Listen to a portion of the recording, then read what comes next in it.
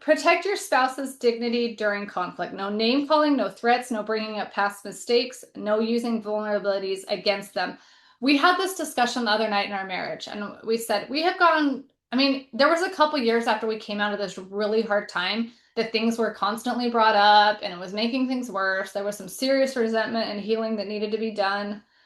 But I think that it's important if you're going through hard times to talk about those in a loving way. But there comes a point in your marriage where you're like, okay, bringing stuff from the past that we've moved on and healed from is only going to hurt us now. It's time Yeah, to I mean, open the next chapter, right? yeah, there's nothing more frustrating than having stuff brought up from, 5, 10, 15, 20 years ago because immediately In a when negative way. yeah, and Yeah. immediately when it's brought up in a negative way, you're just like, really? Have you not forgiven me for that? You immediately think that they haven't forgiven you for that, that you haven't been able to move on.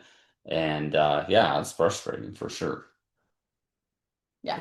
But I will say that's a natural tendency. I mean, we want to, prove something to our spouse or make them feel a certain way. So of course we bring that up and say, well, you did this, Hmm. 15 years ago.